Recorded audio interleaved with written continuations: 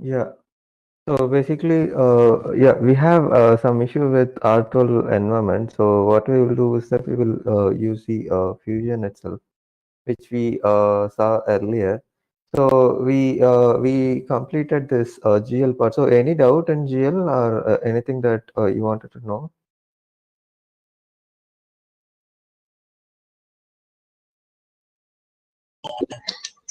Actually, I tried doing GL, so I stopped Okay. till the primary ledger only. Yeah, yeah, I saw your configuration. So actually, I think you configured with one segment, but the requirement, if you see, you should have two segment. So the reason Oh. being is that you will need one account code combination. So this will register as an for which account basically we are trying to make this transaction, and Mm. the balancing segment value, that is company. So what this will do is that this will make sure that our debit and credit is equal, because that is our thumb rule for accounting. So Mm. that will make sure that, and this account represent which account that we are making this transaction. That is either this is an asset or liability or expense, whatever it is. Okay, so that's the reason we will need these two segments as mandatory. So one is natural account and another one is balancing segment. So I added one more segment and I corrected it. So maybe you can check now. So it should work basically. Okay. And what I created, the primary ledger was not visible when I tried to pass journal entry. Okay. And Did you open this periods? sorry?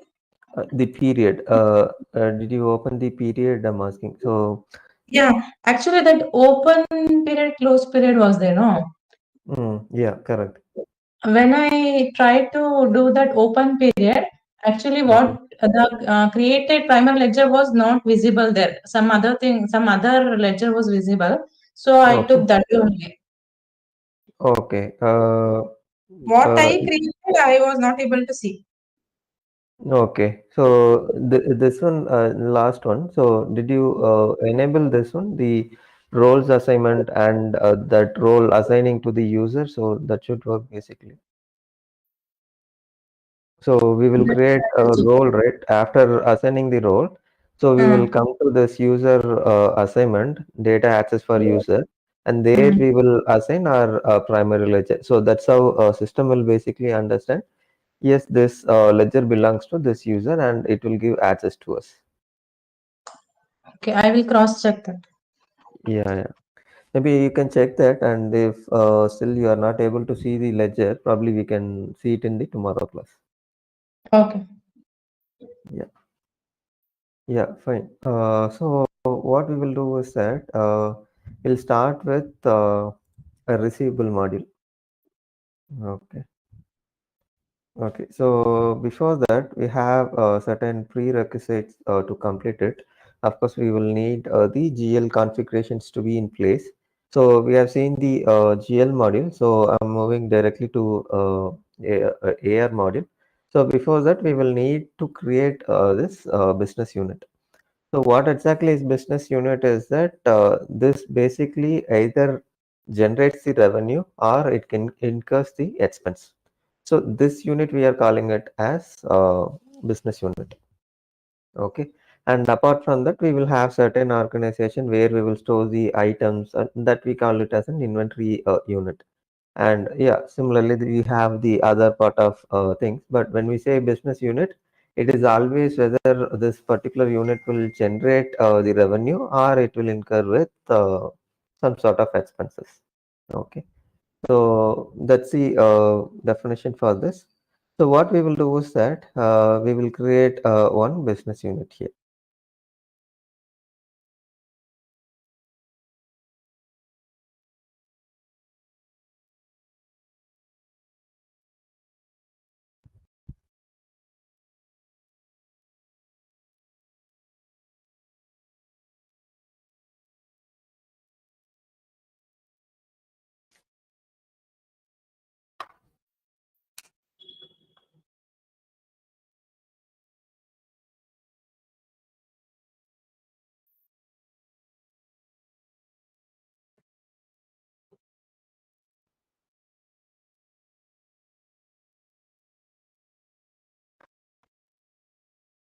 Okay, I think some performance issue. Let me reload the page. It should come, I think.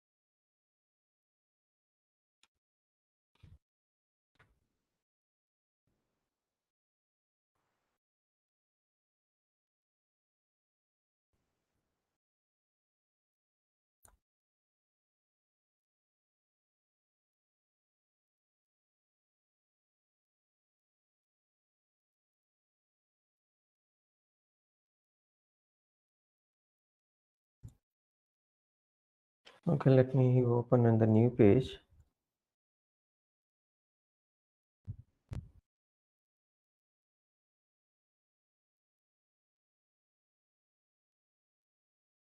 Yeah, so I have opened a new page. Okay, so this is the navigation where we will create the business unit. So under financials, we have different common application configurations for financial. Under this, we have an option to create or define the business unit. Okay. So under this, we will say manage business unit. So the prerequisite for this is to create the location. So since we have created the location when we saw the GL and the AP related setups, so I'm not creating a new one. So I'm picking the existing location. Or probably if I want to create from there, so from there also I can create the location. So there are two ways that I can create this particular configuration. Okay. So let me give a name for this particular unit. Let me say metro.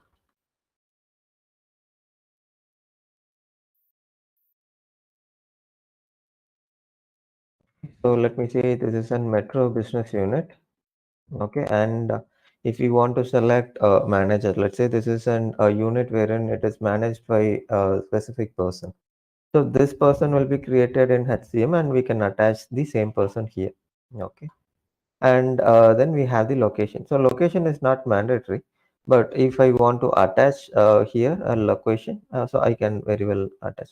So let me take Vancouver here. Okay. And then here if you see we have a default set.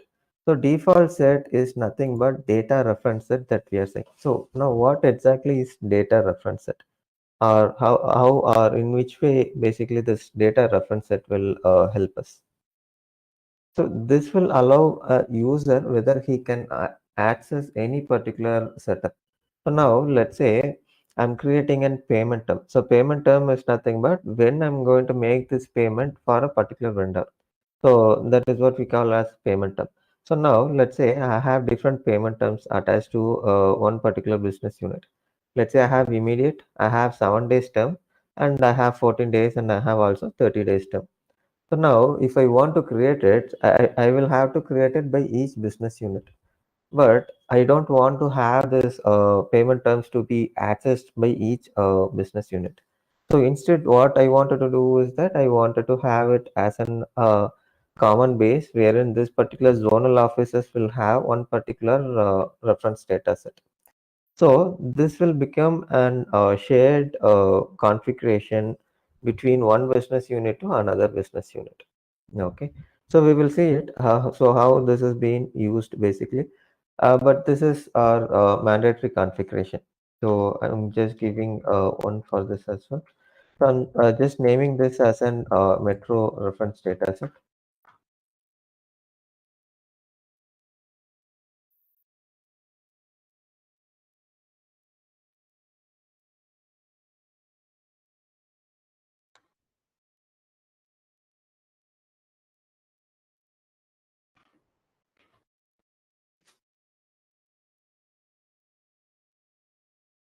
Okay, so always it is suggested to save and then click save and close, because what will happen is that for some cases it will not save, it will just close. So that is the reason it is suggested to save and then click save and close, because when we say save, it will check for few validation. In this case, if I have given this incorrectly, this reference data set, when I say save and close, it is not going to check whether it is entered or not. But if I say save, it is going to check. So that's the reason we will need I mean, it is suggested to use both the options.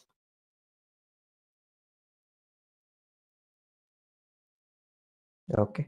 So now we have created the business unit and we have attached the reference data set that we created. Okay. And next step, what we will do is that we will assign this particular business function. So now, why do I need this business function is that, let's say this business unit will be operated for only the payment part. So I will specify here. So it is used only for the payment. Let's say this is, let's say this is an headquarters. So what will happen is that all revenue and all payments and all collections, everything will be handled here. In this case, what I will do is that I will handle, I mean, I will enable this for payable invoicing. Also, I will enable this for the customer payments. So customer payments is nothing but our revenue. So that is the term that has been used by Oracle. Okay. And apart from that, here, if you see, we have project accounting, procurement, material management, receiving, all those things. So these are related to our SEM. So if at all I have a requirement wherein I'll handle also the purchase order creation and all those parts. Okay, so in this case, what I will do is that I will enable this also. So this will happen when we have procured a license for SEM and finance. So we will enable this business unit for both SEM and finance. If I have taken for project management, so I will select that as well. So based on our licensing, we will select what are the business functions that I can perform. Okay. So I'm not eliminating any of the function except HCM, that is incentive compensation and service requests. Okay. So I'm just picking all those things, which means I'm taking this particular business unit for payable invoicing and also the, I mean, both for invoicing and the payments. So similarly for AR and PO part as well. Okay. Any doubt in this?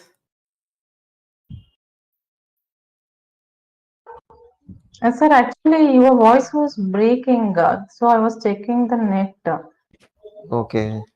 Uh, is this fine now or still you're hearing? Yeah, now fine. Okay. Okay, fine.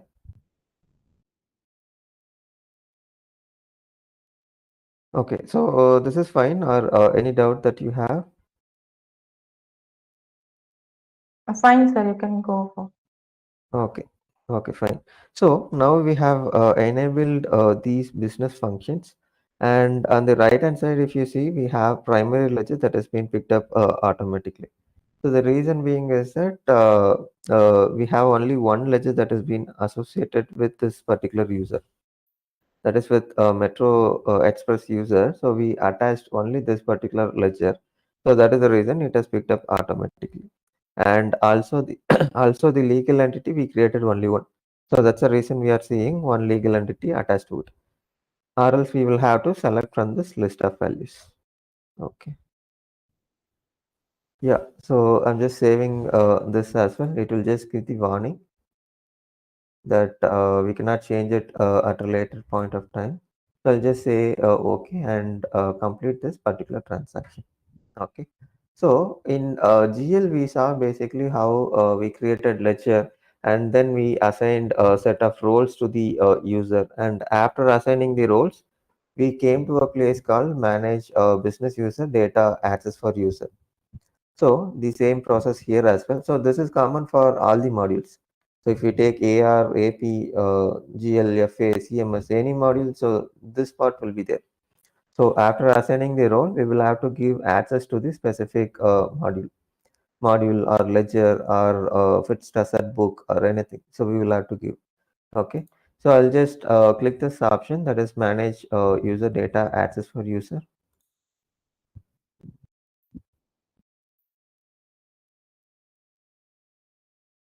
Okay, I think role access should be there. So let me check if I have access.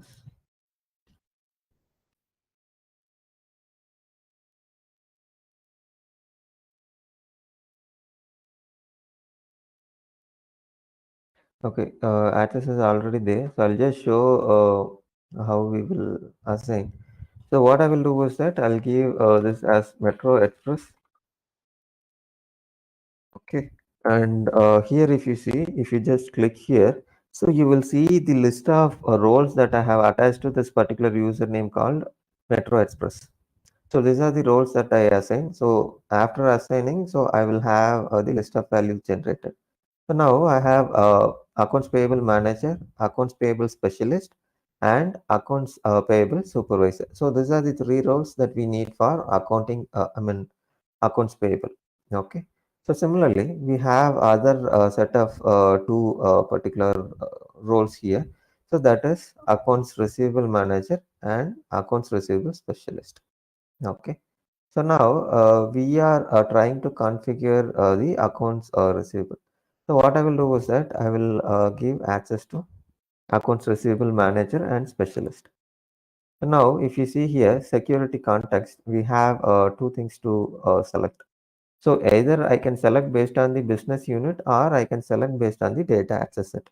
So how do we decide whether I wanted to go with a business unit or I wanted to go with a reference data set is that, so if at all there is a requirement wherein I wanted to create create a combine two different setups and I wanted to give access to a user on this basis. So for this case, what I will do, I will select the reference data set. But whereas I have a requirement, this is a traditional security provided by Oracle, wherein it will restrict based on the business unit. So that is common one. So let me pick the traditional security, that is business unit.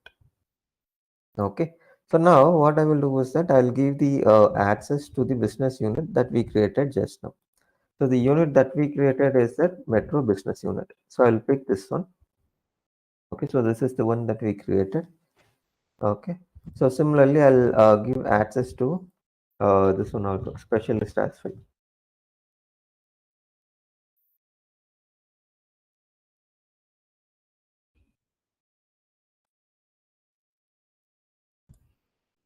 So same thing. So I'm just selecting the business unit for this one as well. Yeah, so these are the two roles that we will need for receivable transaction or setup. So basically for setups already we have this role called application implementation consultant. So that will allow us to do all this configuration. So these two roles which we are choosing is that for the purpose of transaction testing and how the system behaves and all those things. Okay. So I'll just say save and close. So now we have assigned these two roles. So now if I click again search, I'll be able to see these things. Okay. So let me just take this one. Yeah. So here we can see that this is our business unit. That is Metro business unit. Okay. So we have given access to the user. So next what we will do is that we will go to the receivable configuration. Okay. So under financials, so I have different offerings that I have selected. So under this, I select this one, define receivable configuration. So here, the first step would be to create or complete the system options. Okay. So now what a system option is that this will determine how our transaction or the invoice and the payments or the receipt should work. Okay. So here what I'm doing is that I'll add this particular configuration for the newly added business unit. Okay. So now if we query with the business unit that we created, that is Metro business unit. Yeah, let me pick from here.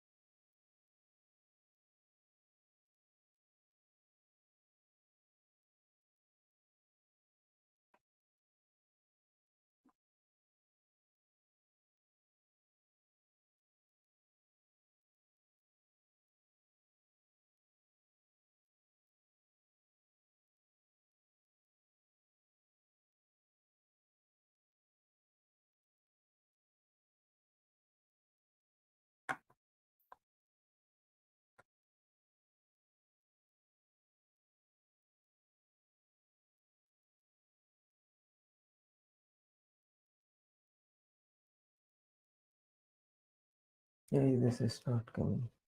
Okay, give me a minute. Let me check the options that we gave.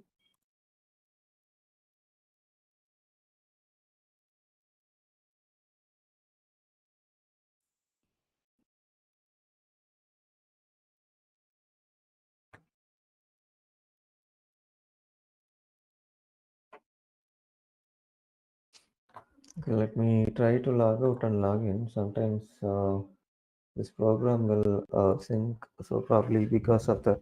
Let me log out and log in.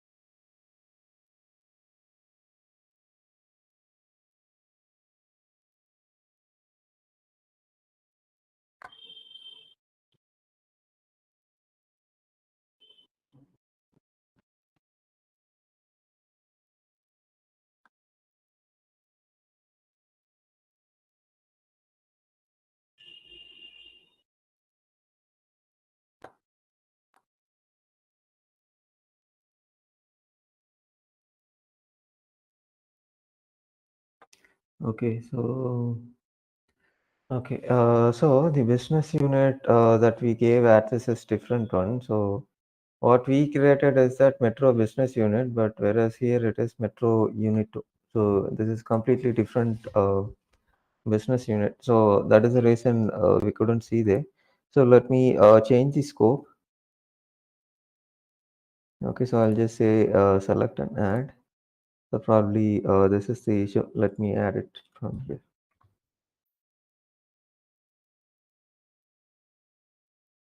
Okay, so this is the one that we created. Let me give same access for this particular business unit as well.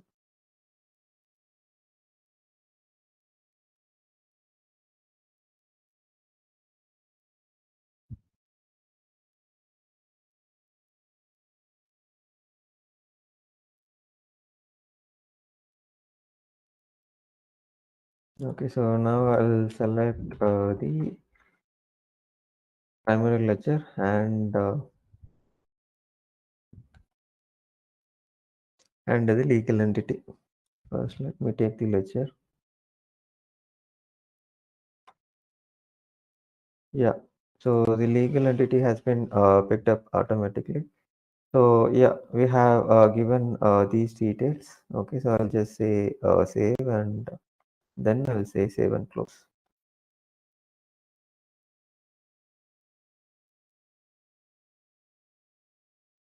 Okay, so now if I go back to receivable configuration, so now I should be able to see the business unit there in system options. Yeah, so let me navigate back to the system options and let me show this one.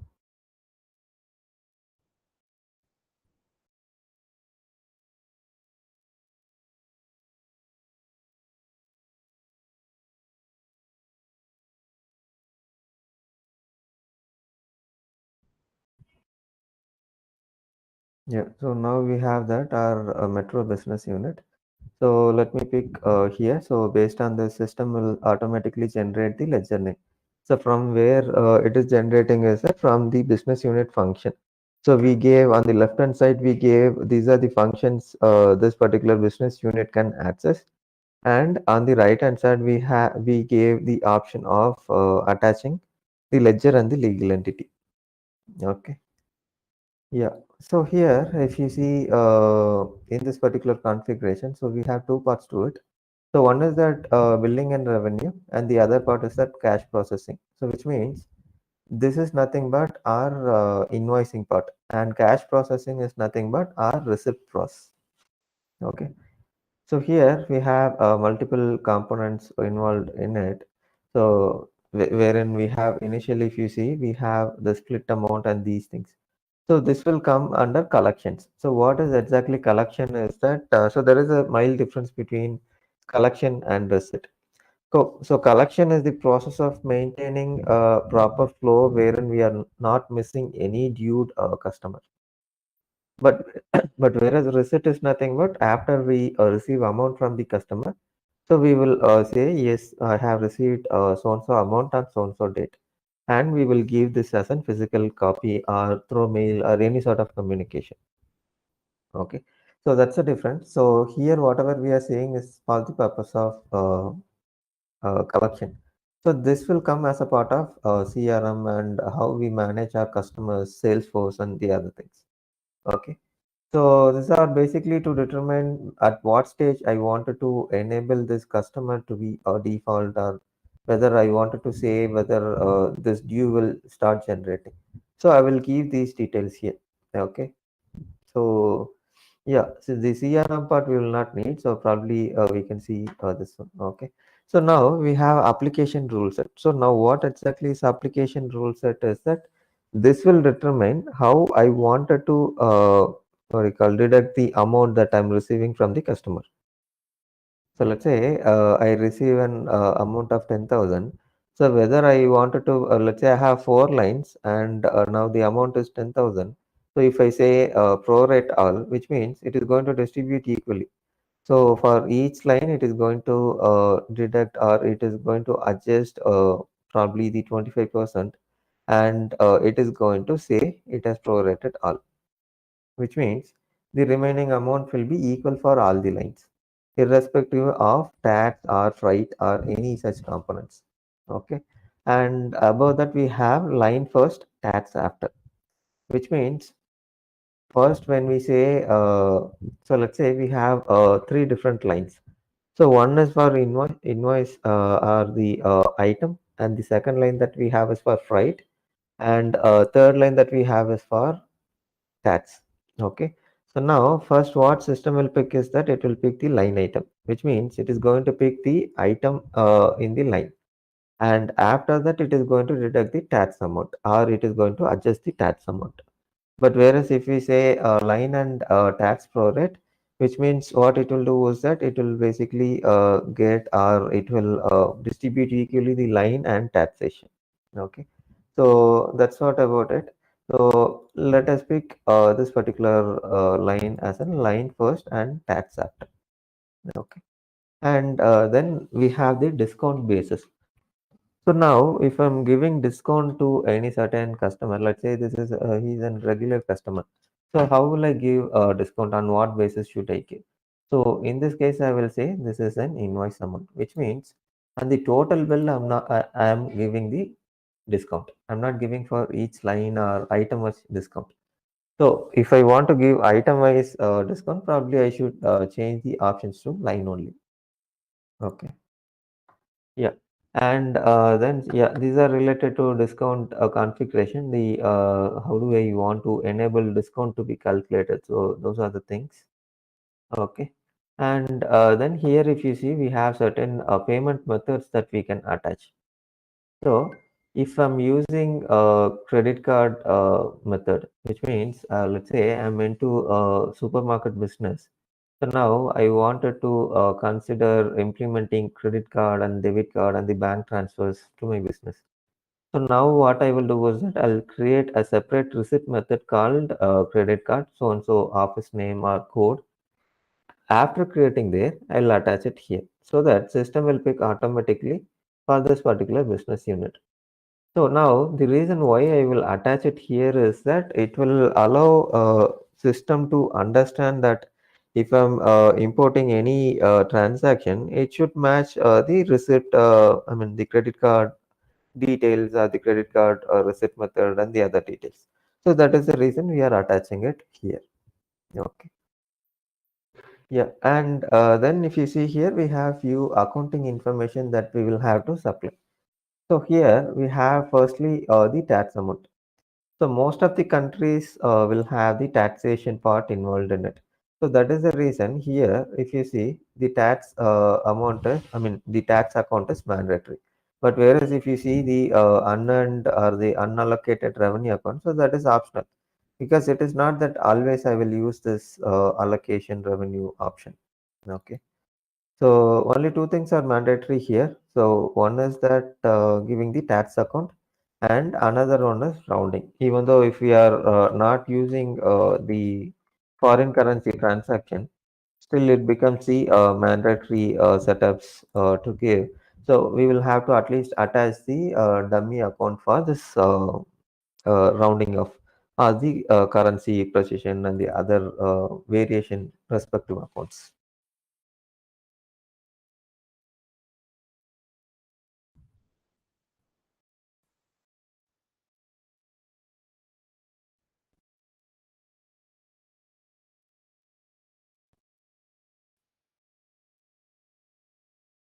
Okay, so now let me pick for the rounding account also.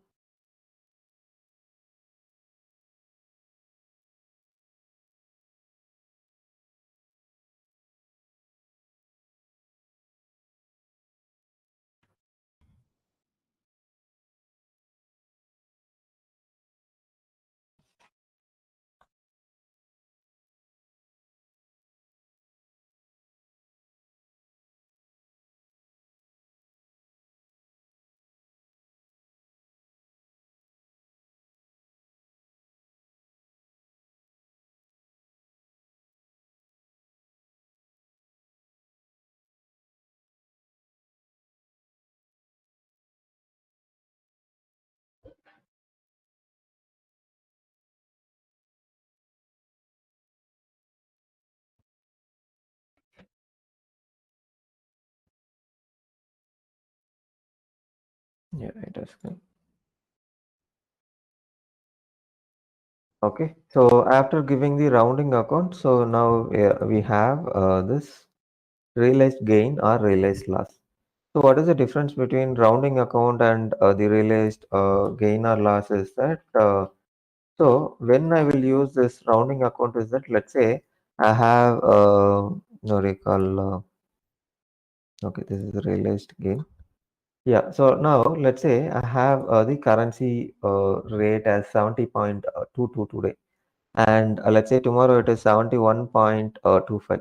So now I have precision limit that has been defined. So the reason why I define precision limit or the rounding rule is that it will basically round off. So let's say now I wanted to convert this into one digit or without having the multiple precisions. So what I will do is that I will round off. I will give the setup as rounded off, and I'll give this particular account. So system is going to track all those round off balances under this particular account. Okay. So I can simply run this trial balance and I can understand those details. Okay. So yeah, I'm giving this one also the loss account.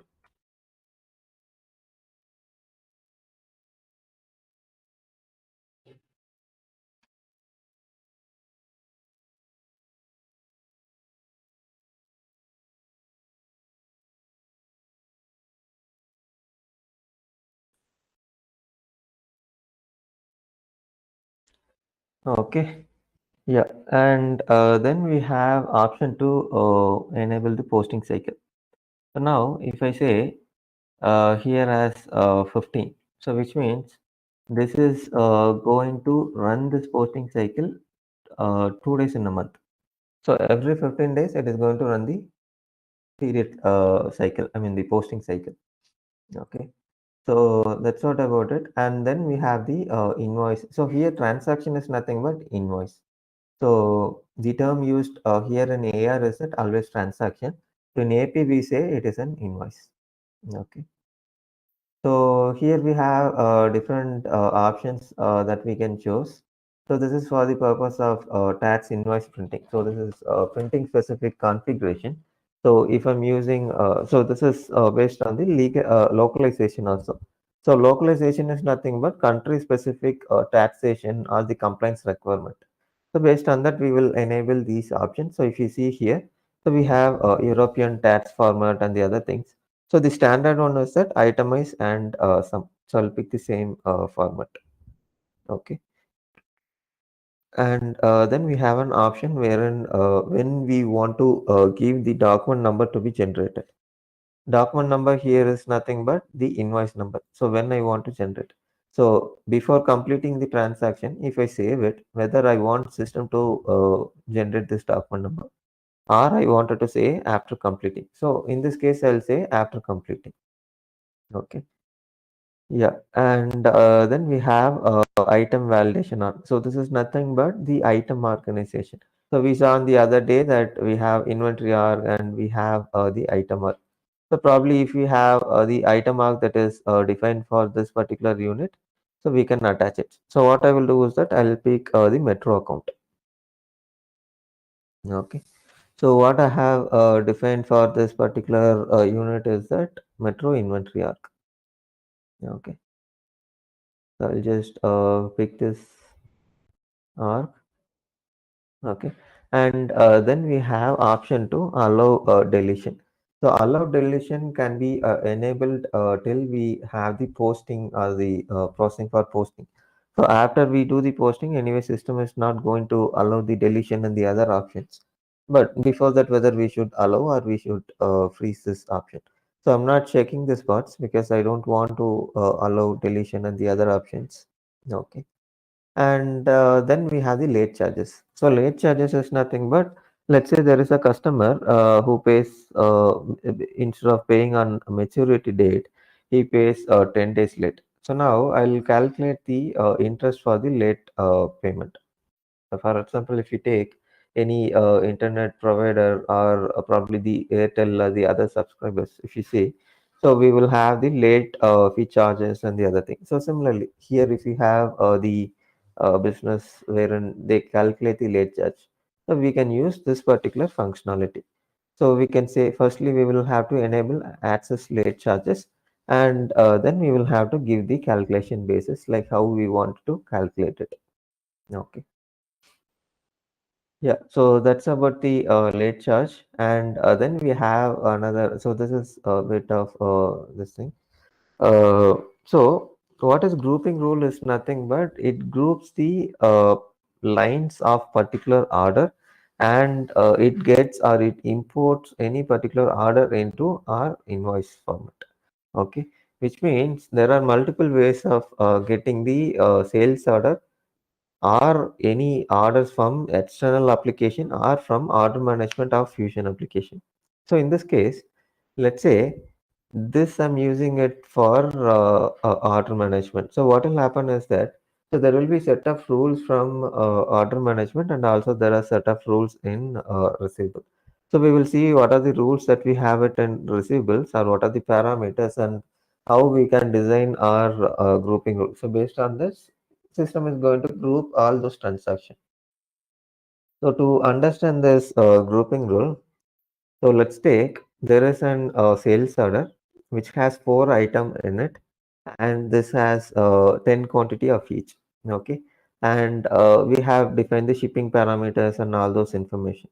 So now if I want to import this for the sales order which has 4 lines, so I have multiple options. So either I can generate the invoice based on each line, or I can generate based on the each item, or I can generate for each sales order that I'm creating, or probably if I want to create it based on the accounting date, I can create that as well. So we have multiple parameters to group this particular sales order into invoice. Okay. So the global rule that is suggested is that based on the sales order. So whatever sales order that we are entering, so that will become our invoice. So there, if I have given 4 lines, so in invoice I'm going to see the same 4 lines. Okay, so that's what. So I'm taking the default rule. So probably after this we will see the invoice options. So there I will explain what is grouping rule and the other options. Okay. Yeah, and then the auto invoice part is nothing but the performance related thing. So when I commit any particular transaction, so it is about how much of memory that I want to use. So that is the thing. So this is based on the business cycle and the count of transaction that they are doing. Okay. So I'll just assign it here. So in this case, anyway, we are not importing any transaction from external system, or also probably we are not interfacing with any order management, these things for initial understanding. So I'm just giving the same memory. Okay. Yeah, and then we have cache processing. So cache processing is nothing but receipt. Okay. So here we have another option called auto cache rule set. So auto cache rule set is not a mandatory option. So what this auto cache rule set will do is that, so there is a provision in receivable module wherein if I receive any batch or any particular feed that has been sent out from different application. So now I wanted to group this particular invoices that I'm receiving from external application, and I wanted to apply the receipt automatically. So I can do this way. What I will do is that I will create a receipt matching rule. So receipt matching rule can be based on the transaction number, or based on the sales order, or if I have the shipping reference that I can use it, or any sort of information. If you see here, so totally we have 6 parameters that we can use. So I can give the multiple matching options also. So I can give matching option 1, 2, and 3 and 4 also. So based on the requirement, I can give. So what this auto cache rule set will do is that it will identify and it will apply the cash that we receive, cash or any mode of payment that we receive. Okay. So that is the functionality of this particular part called auto cache rule set. Okay. And then we have option to auto apply the result. So this is again the same concept. So if we want to set any threshold, so that we can set it up here. Okay. And then we have write-off limit per receipt. So write-off limit per receipt is nothing but so basically write-off is nothing but, let's say a customer has to give us probably 10,000. So he has given initially 2,000, and with 8,000 balance he did not turn up.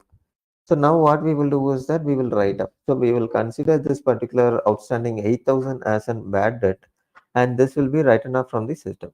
So we will give the limit here. So let me say it is probably number I'm just giving here.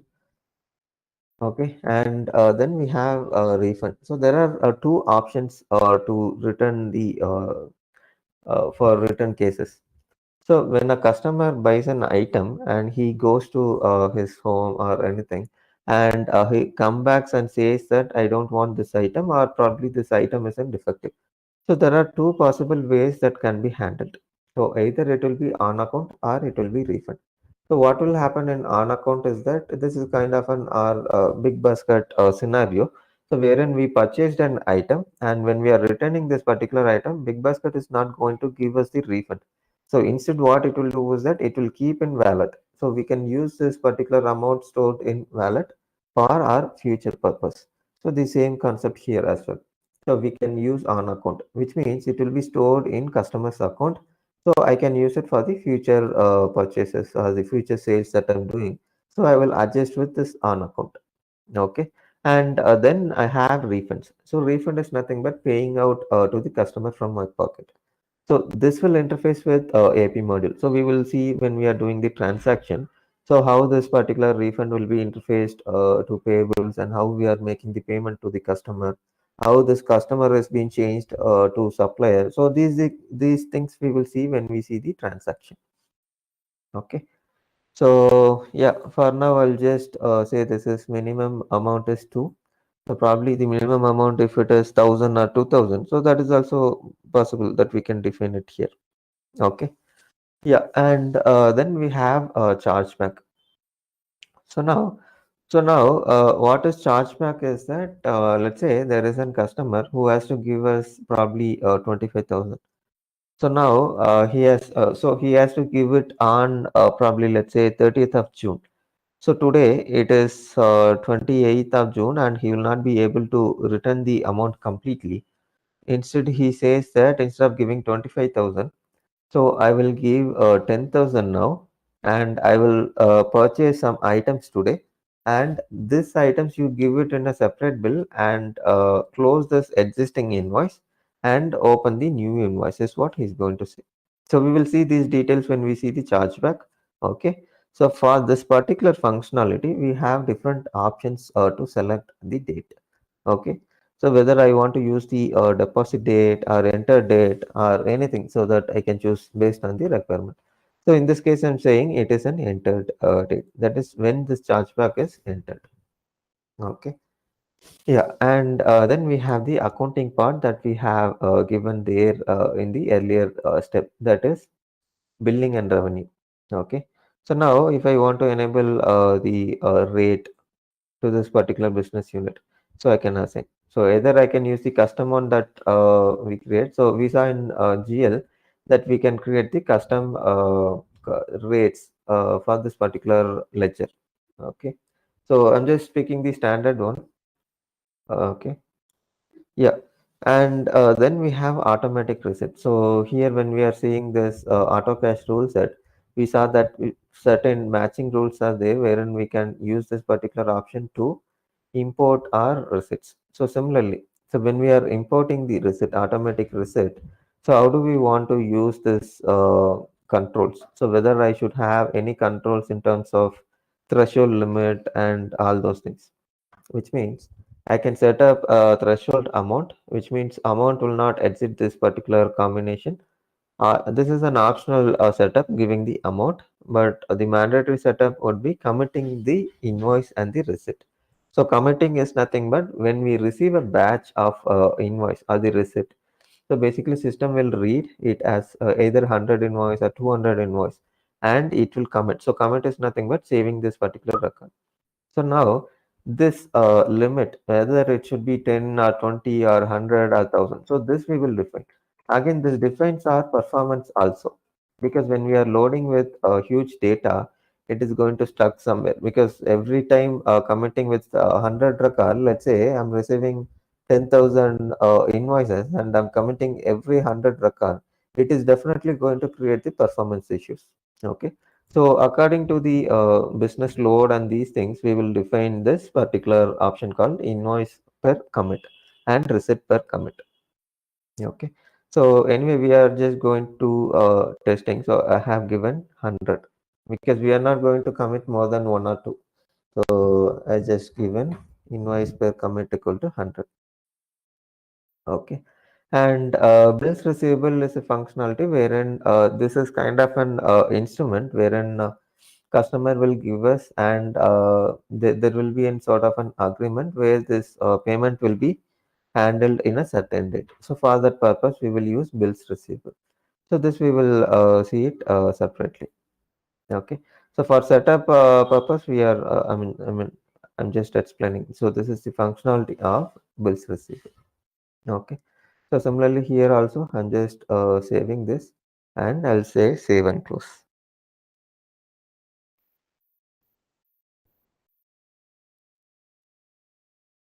Okay, so now we are done with the system options. So the next setup is that to create the transaction types or the transaction source. Okay, so to do this, what I will do is that, so I will go here, the billing part. Yeah, I have customer billing configuration. So here I have an option to create the transactions source and the transaction type. So firstly, what I will do is that I'll create the transaction type.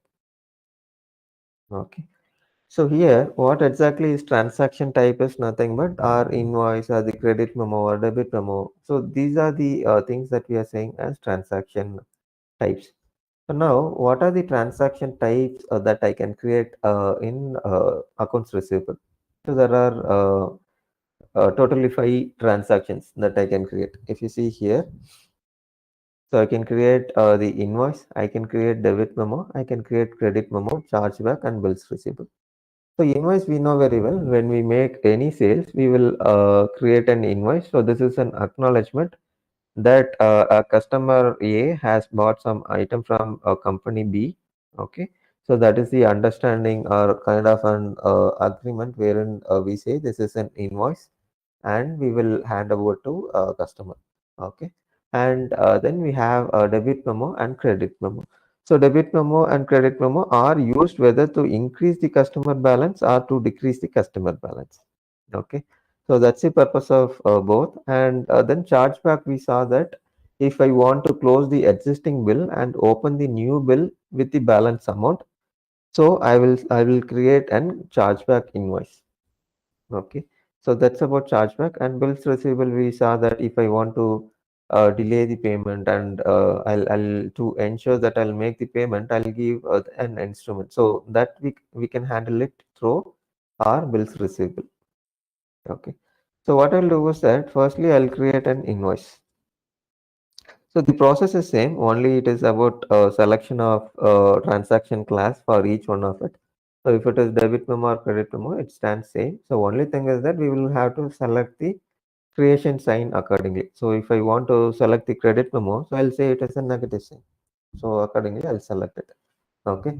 So now if you see here, so we have transaction typeset. So this transaction typeset is nothing but the data reference set that we created in our business unit creation. So when we created business unit, we gave the business unit name, location, and data reference set. So that is the reference data set that we will be attaching it here. Okay. So the unit, I mean, the set that we created is that I think it is okay. MRDS. Yeah. So this is the reference set that we created. Okay. So this will become a validation point wherein it will allow us to basically assign the access to this particular user, and it will say that this user can access this particular business unit to create invoice or receipt. Okay, so that's the purpose of having this particular reference data set.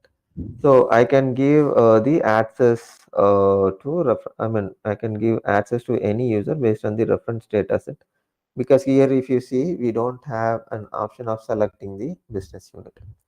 So now we were saying that it is also used for the shared configuration. So now if you see here, so I have selected Metro reference data set here, and also I'm creating another transaction with Metro reference data set.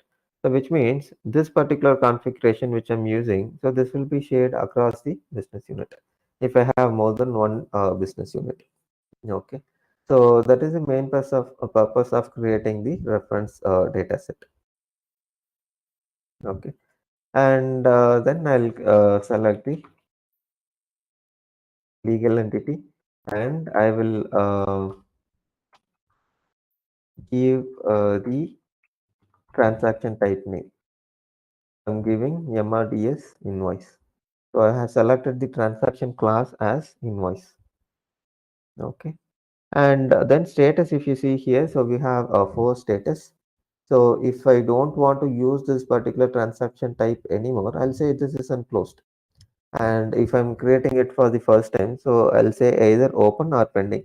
So pending is nothing but I have created the configuration, but it is not open for transaction.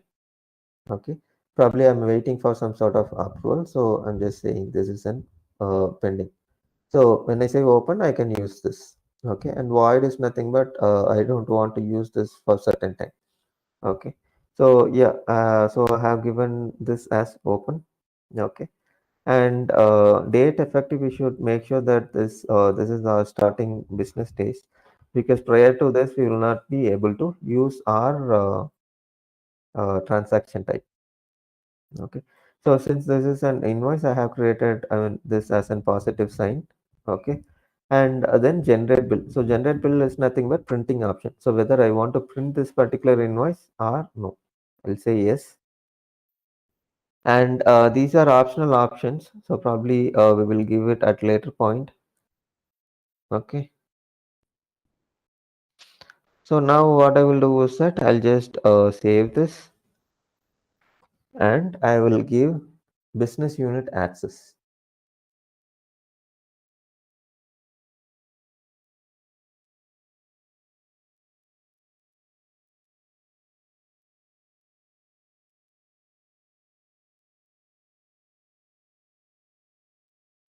Okay, so this is our business unit, that is Metro business unit.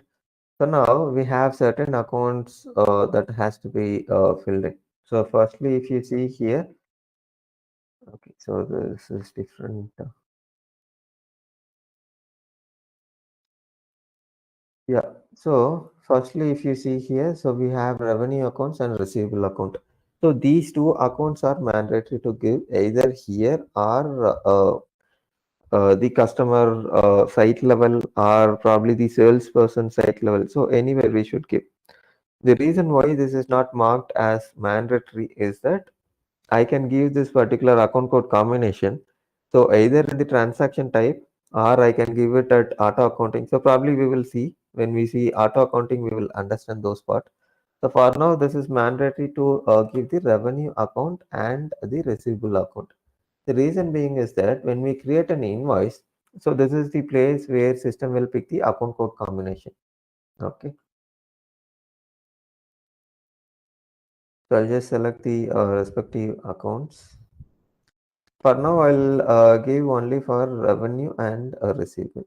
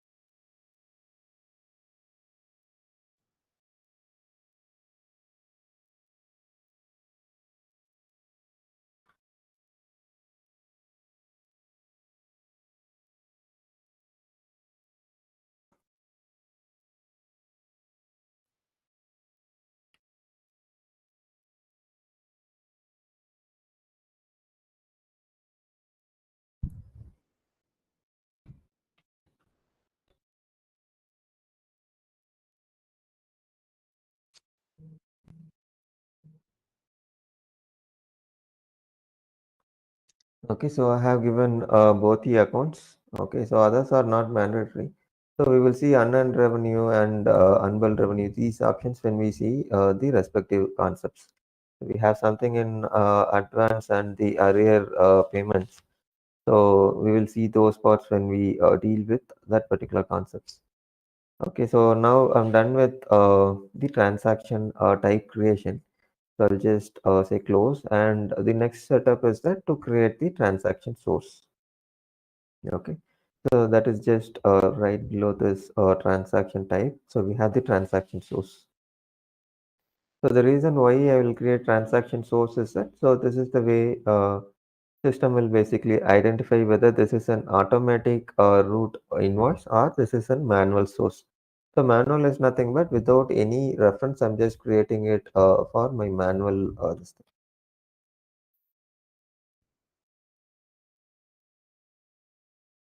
thing. Yeah, this is ours.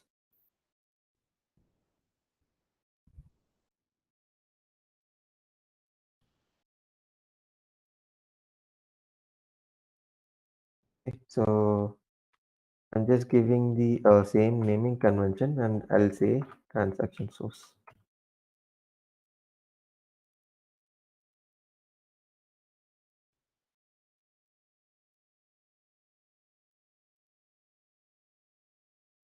Okay, so here, so this is where we will define whether this is an automatic invoice that will be imported or this is a manual option.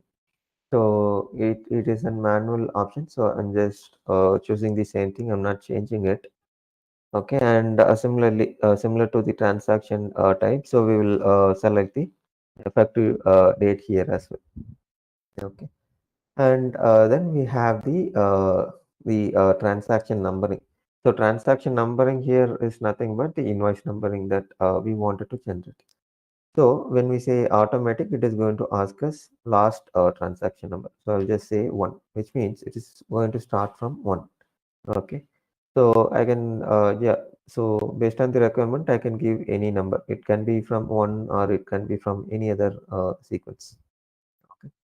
And then we have the returns. So the receipt handling for credit is nothing but our returns. So how do I want to handle this? Whether I want to refund or on account. So for now, I'll say this is an on account. So this will not be refunded automatically. Okay. And here I can attach the transaction type that we created in the earlier setup.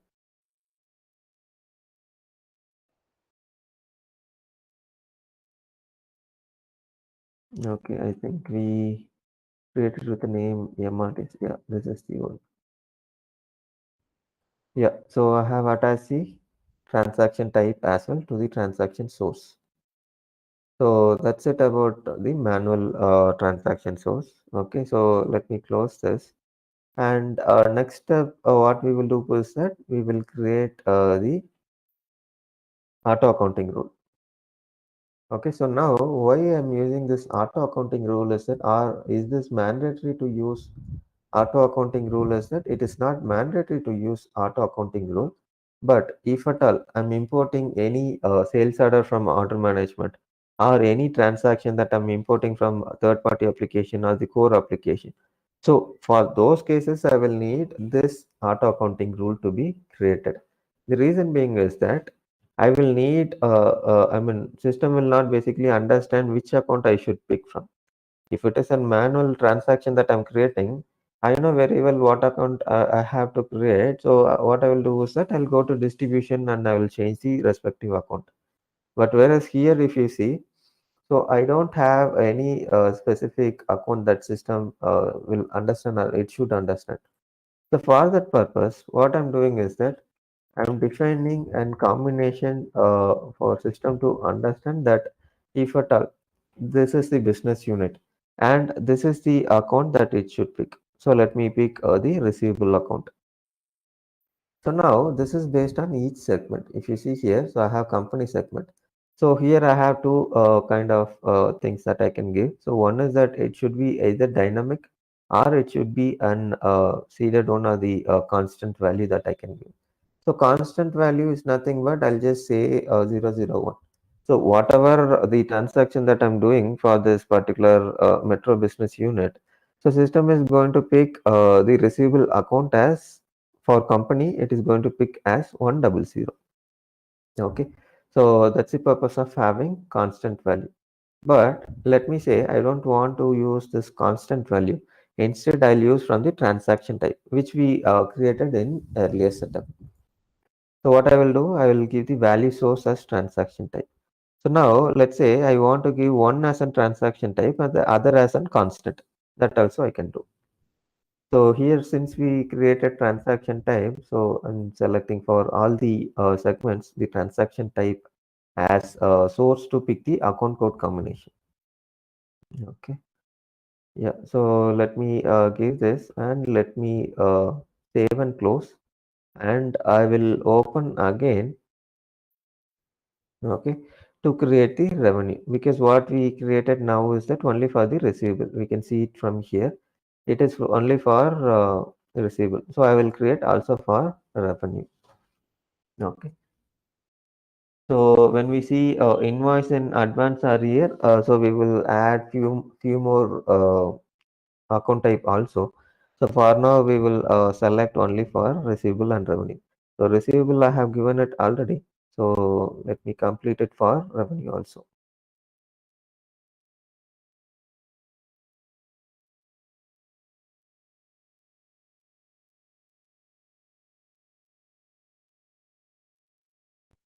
Okay, yeah. So we are done with this particular configuration. So what I will do is that what is this table name or a constant value segment.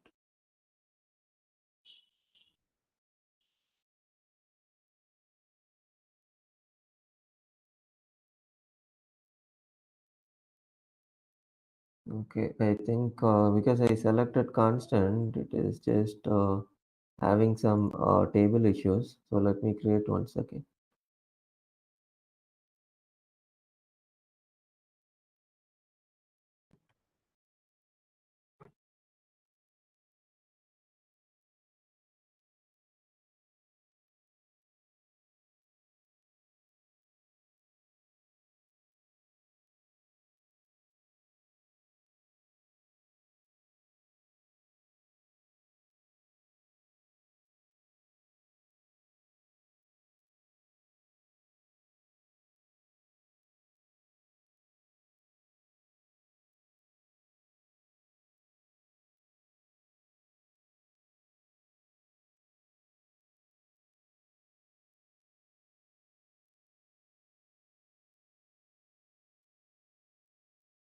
Am I getting this error?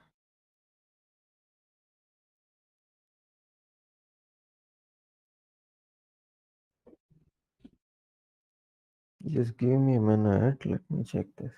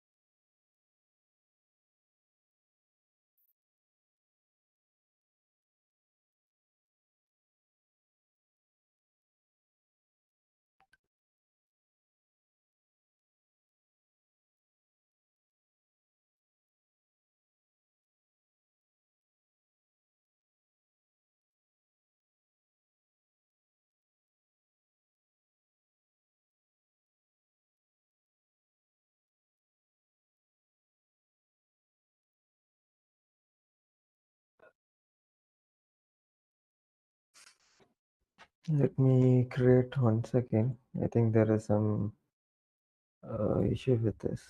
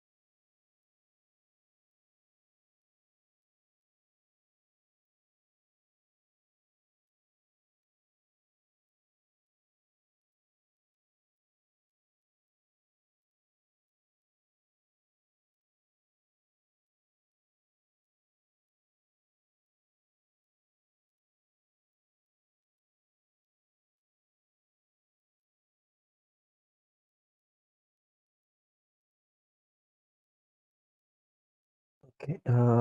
What I will do is that I'll define for all. Probably sometimes it will happen.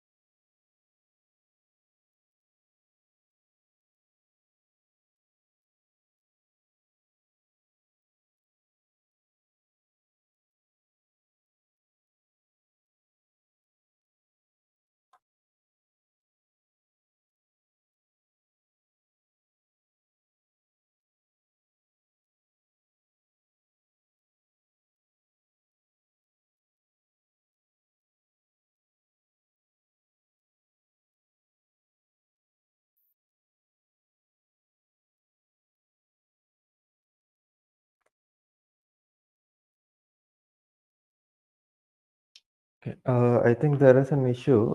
Let me check this. We'll see tomorrow. Okay, Okay. sir. Yeah. Okay, fine. We'll meet tomorrow then.